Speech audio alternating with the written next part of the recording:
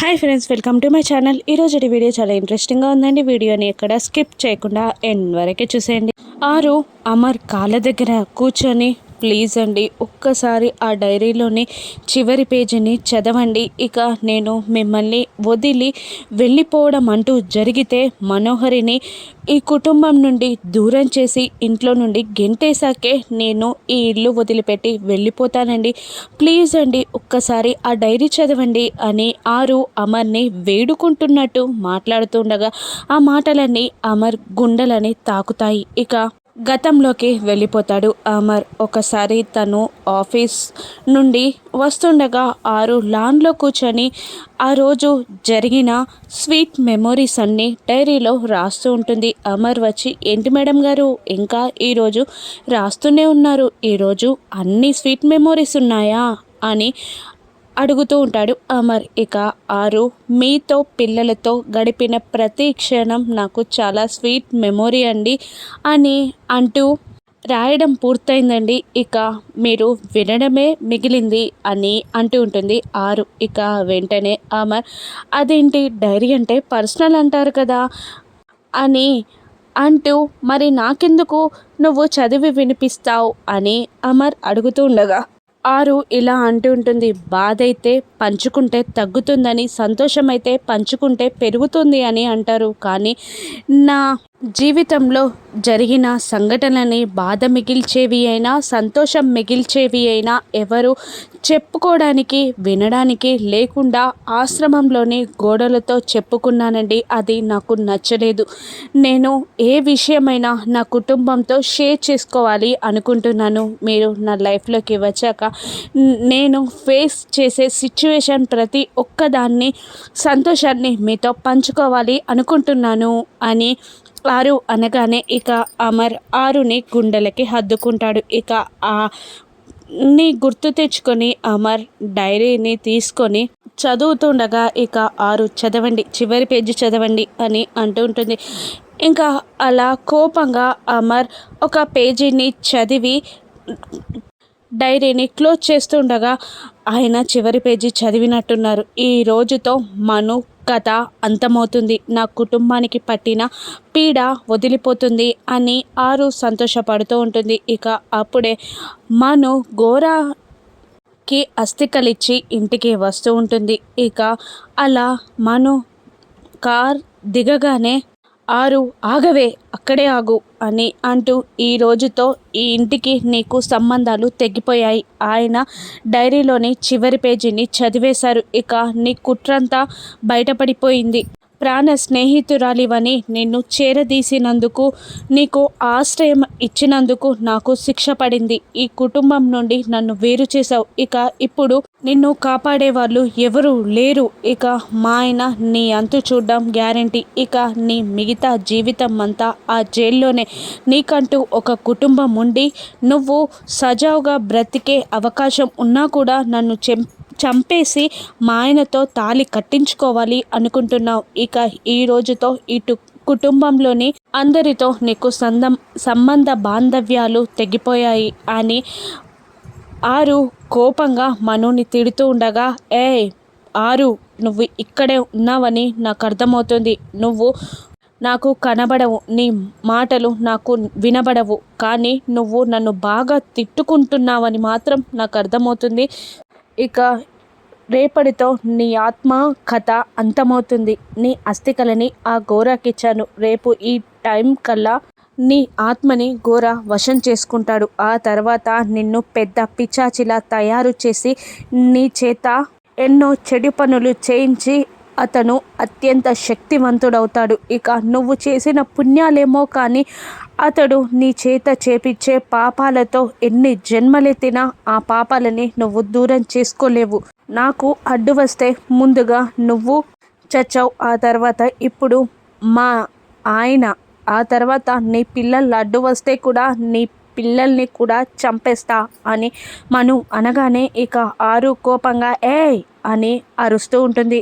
నా పిల్లల జోలికొస్తే నేను ఊరుకోను. గోర ఏ మంత్రంతో నన్ను బంధించినా కూడా ఆ బంధనాన్ని తెంపుకొనైనా నా పిల్లల్ని కాపాడుకుంటాను. గదిలో బంధించి పిల్లిని బెదిరించినా కూడా అది పులిలా మీద పడుతుంది. ఇప్పుడు జరిగేది అదే. నేను ఎంత శాంతవంతురాల్ని, ఎంత అమాయకురాల్ని అయినా కూడా నా పిల్లల జోలికొస్తే మాత్రం ఊరుకోను అని ఆరు మనుకి గట్టిగా వార్నింగ్ ఇస్తూ ఉంటుంది. ఇక మను మాత్రం ఆ మాటలేవి వినిపించుకోకుండా రేపటితో నీ అంతు తెలుస్తా అని అంటూ అక్కడి నుండి వెళ్ళిపోతూ ఉంటుంది. హాల్లో బాగి డిన్నర్ కోసం అన్నీ రెడీ చేస్తూ ఉండగా దీనితో ఒక ఆట ఆడుకుందాం అని మను అనుకుంటూ బాగి దగ్గరికి వెళ్ళి, ఏంటి నాతో పోరాడి పోరాడి అలసిపోయినట్టున్నావు కదా, అందుకే నాతో పోరాటం ఆపేశావా అని మను అంటుండగా ఇక బాగి ఇలా అంటూ ఉంటుంది, అలిసిపోయానే తప్ప పోరాటం ఆపను నేను అని బాగి అంటూ ఉండగా, నీకొక చివరి అవకాశం ఇస్తున్నాను, ఇక నువ్వు అన్నీ వదిలిపెట్టి ఈ ఇంటి నుండి వెళ్ళిపో, నేను నిన్ను వదిలిస్తా అని మను బాగిని అంటుండగా, నేను చెప్పేది కూడా అదే మను,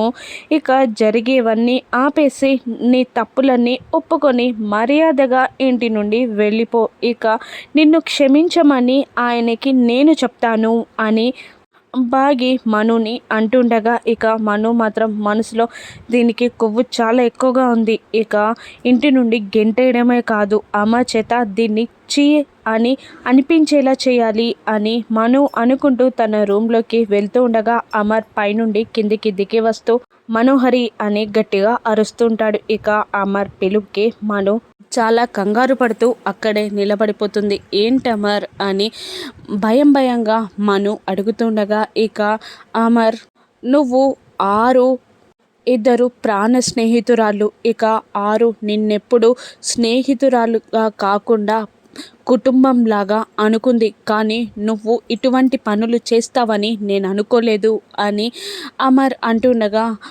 మను గుండెల్లో రైళ్లు పరిగెడుతూ ఉంటాయి. అమ్మో, అమర్ కోపంగా ఉన్నాడు, ఇక అమర్ చేతిలో డైరీ ఉంది, కొంప తీసి చివరి పేజీ చదివేశాడా అని మను టెన్షన్ పడుతుండగా, అది కాదమర్ అని ఏదో చెప్పబోతూ ఉంటుంది. మను, అది కాదు ఏది కాదు, నిజమేంటో చెప్పు అని అమర్ నిలదీస్తూ ఉండగా మను సైలెంట్గా ఉంటుంది. ఇక నాకు కావాల్సింది నీ మౌనం కాదు, నీ సమాధానం. ఎందుకు ఈ విషయాన్ని దాచిపెట్టావు?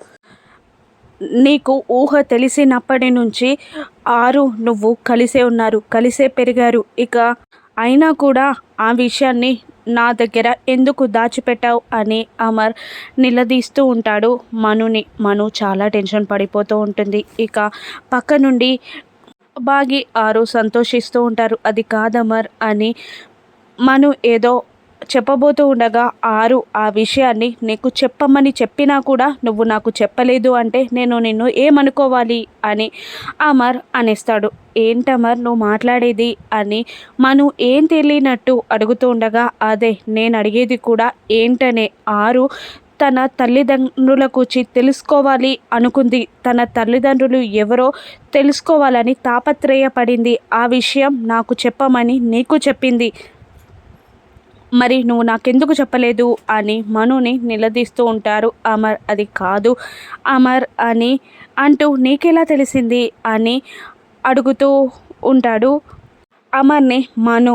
నాకెలా తెలిసిందా, డైరీలో నాకు తెలియని విషయాలు కూడా ఉన్నాయని ఈరోజే తెలిసింది అని అంటూ తను చదివిన పేజీని అమర్ మనుకి చూపిస్తూ ఉంటాడు. ఇక మను కాస్త రిలాక్స్ అవుతూ ఉంటుంది. అందులో ఆరు ఇలా రాసుంటుంది, నాకు కుటుంబమే లేదు, నా తల్లిదండ్రులు నన్ను భారంగా వదిలేశారు, నాకు పెళ్ళి అయిన తర్వాత నాకు ఒక కుటుంబం ఏర్పడింది, చాలా సంతోషమైన జీవితాన్ని గడుపుతున్నాను, కానీ ఏదో వెలితి ఈ కుటుంబమే సరిపోదు, నా కన్నవాళ్ళు ఎవరో నాకు తెలియాలి అనిపిస్తుంది, కానీ నా భర్తతో నా పిల్లలతో ఆ మాట చెప్పలేను, వాళ్ళు బాధపడతారు, నా ప్రాణ స్నేహితురాలైన మనుకి మాత్రం ఆ విషయాన్ని చెప్పాను, నాకేదైనా జరిగితే ఆ విషయాన్ని మా ఆయనకి చెప్పమని మనుకి చెప్పాను అని ఆ పేజీలో రాసుంటుంది. ఇక తను నీకు చెప్పమని చెప్పినా కూడా నువ్వెందుకు నాకు చెప్పలేదు అని అమర్ మనుని నిలదీస్తూ ఉండగా, మనిషి లేనప్పుడు తన గతాన్ని వెతుక్కుంటూ వెళ్ళడం